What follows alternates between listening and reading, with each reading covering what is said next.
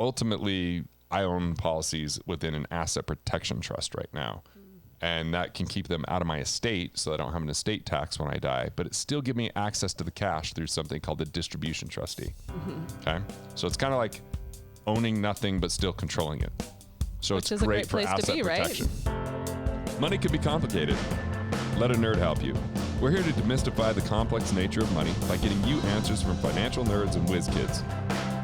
Welcome to Ask the Money Nerds, a weekly segment of the Wealth Labs podcast where we answer your most pressing money questions.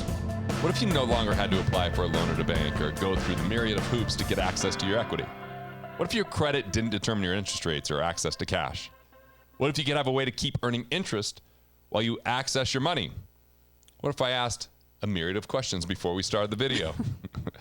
Let's see what the banks and big corporations do to store their money tax efficiently and safely, and how you can do this if you have a business or not, and how to handle it if you have both.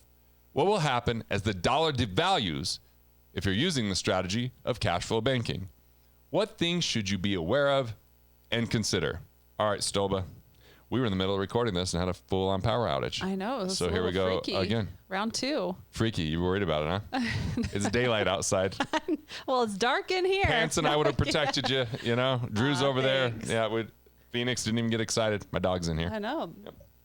Yep. So the question we have today comes from Nate. I think you want to give a little shout out here. Oh, yeah, we do. So Aaron is the third member of the Wealth Labs team, and his mom made these mugs for us. So shout out to her. Lafayette, Indiana. There you go.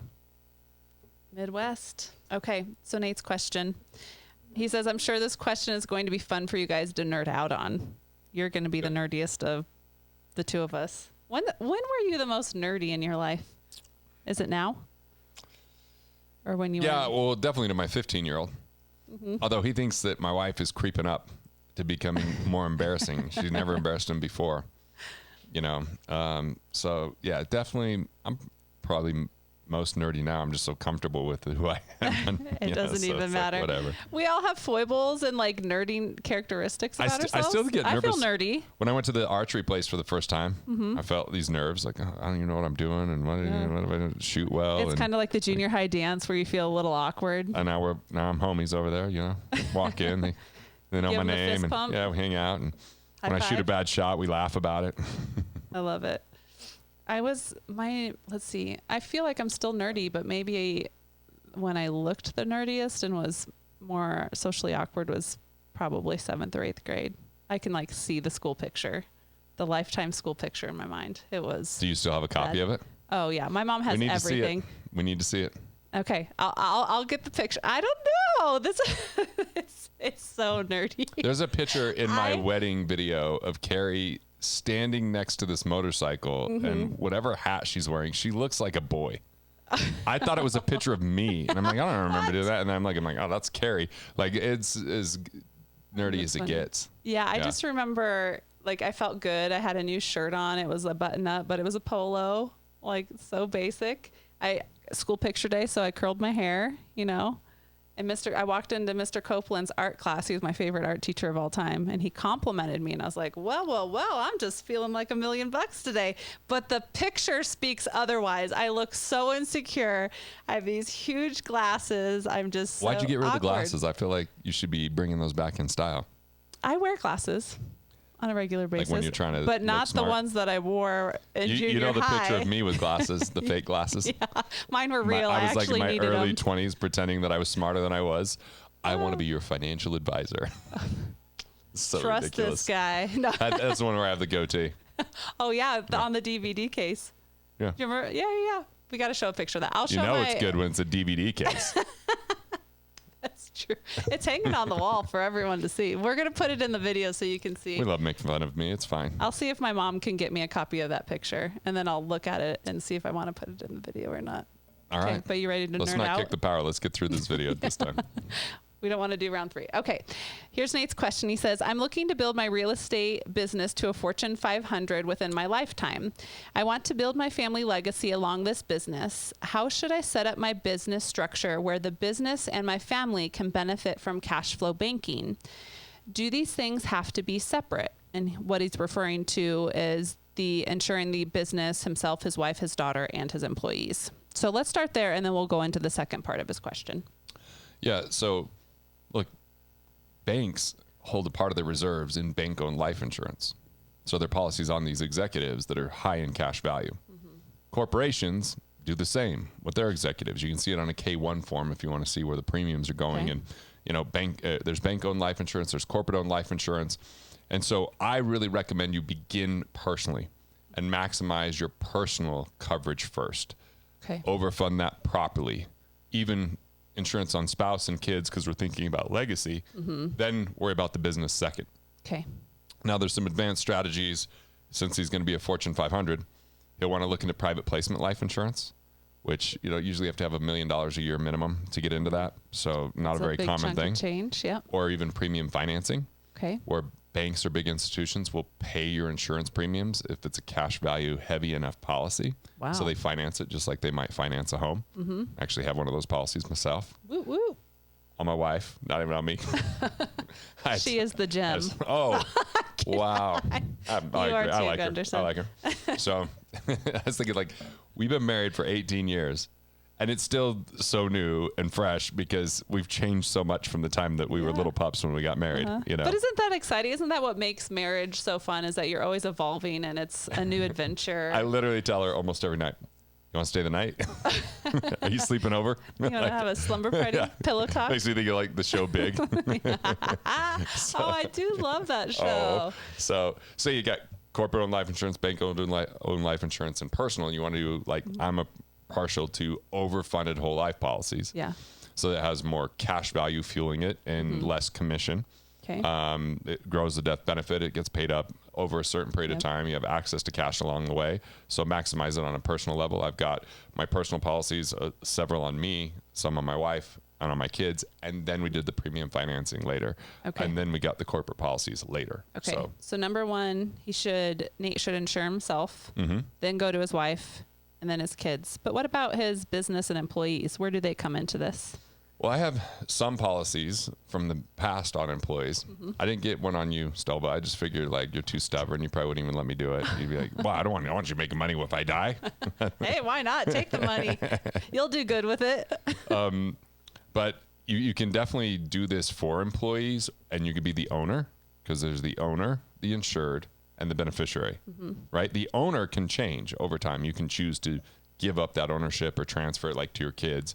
The insured's the one that always stays the same. And the beneficiary could change. It's who the money's going to go to. Could it go to a trust, to an individual, to a corporation? And so, ultimately, I own policies within an asset protection trust right now. And that can keep them out of my estate so I don't have an estate tax when I die. But it still gives me access to the cash through something called the distribution trustee. Okay? So it's kind of like owning nothing but still controlling it. So Which it's is a great great for place to asset be, right? protection. Right. So I've got policies on each of my kids. I can get however much on them has to do with how much I have on me and my wife. And my wife still has one term policy because we have a lot of whole life and the premium financing, but we just kept this one smaller term policy. And, I have all whole life, and then the kids are whole life. So there's key man policies that you can get when you have key executives, and those could be buying that person out if they die, so the money goes to the family, not the business, right? There's different kinds, cross purchase or so stock redemption. This is a little bit off track here, but when companies are saying, like, okay, we're letting go of the CEO or, for whatever reason, and then they get this gigantic bonus, even though they didn't, scale the company or they didn't meet the goals. They got the golden parachute. Is it because they had insurance out on the CEO, the CFO, or is that? No, because the reality is they didn't die.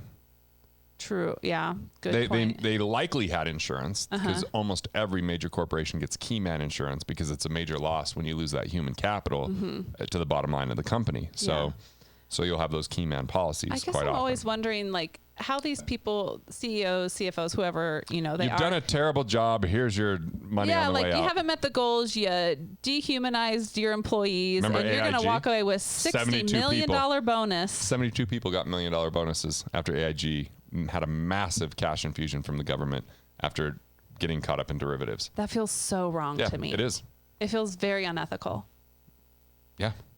All right. So So there we go. Inspiring people. Oh, one question at a time. Okay. So we go into the second part of his question? Yeah, let's or do go you to the have more second to say part. on that? No, go ahead. Okay.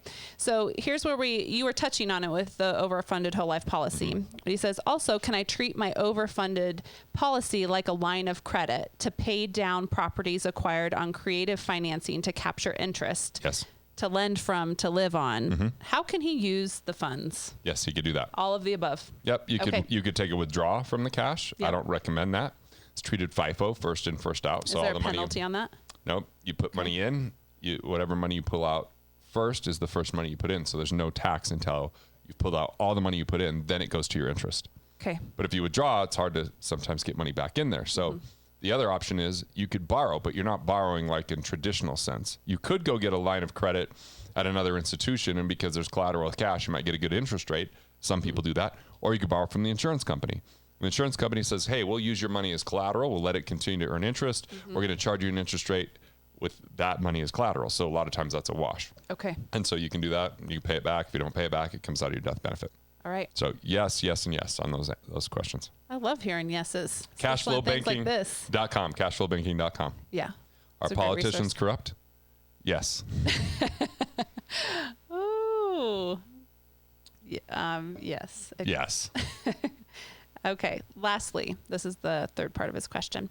Lastly, as I build my credit limits, can I part cash from a line of credit or even alternative currencies like Bitcoin into a policy and keep it moving to bolster my cash value to protect from possible issues with the US dollar, or is that dangerous? You can do it with private placement life insurance, where I saw someone fund that once with a racehorse. It didn't work out for them. Okay. But there's a lot more flexibility there. If you're with a mutual company, you're typically limited to the general fund and the cash value that's in there, but you could always utilize that cash to capitalize or invest in other things like we talked about. Okay. But you're not going to be able to, with most of those companies, the main majority actually have it in any different denomination, currency, whatever it is.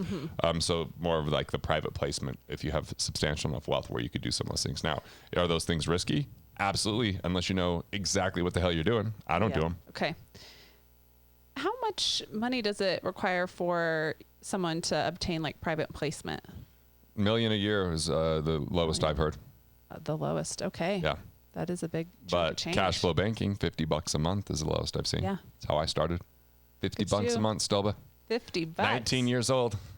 Just geeking away. You were so mature, 19-year-old, investing your whole other life ways, policy, very $50 immature. a month. Very immature in other ways, though. Trust me. But at least in that Give way. us a few examples. No, I'm kidding. Well, I had some good things about me, for sure. I won the Constantine Award for our fraternity, which was the most influential. But then I saw some of my influence. Wasn't always the best influence. Most of the time it was pretty good, We all have I had a New seasons Year's like that. resolution one time to drink more.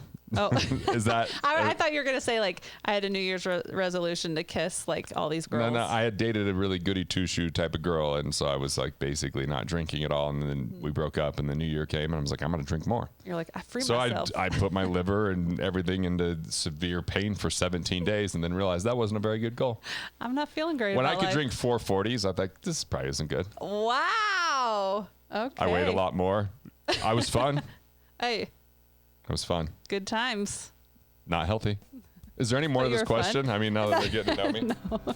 Yeah, we have answered every question that Nate had. So, Cool. any final thoughts? Billionairesmethod.com. Pick up the book. Your Fortune 500, $3. It's easy investment, but I think it'll be super helpful. Good question. Turn your thoughts into profits. Build the life you love. Go Wealth Labs.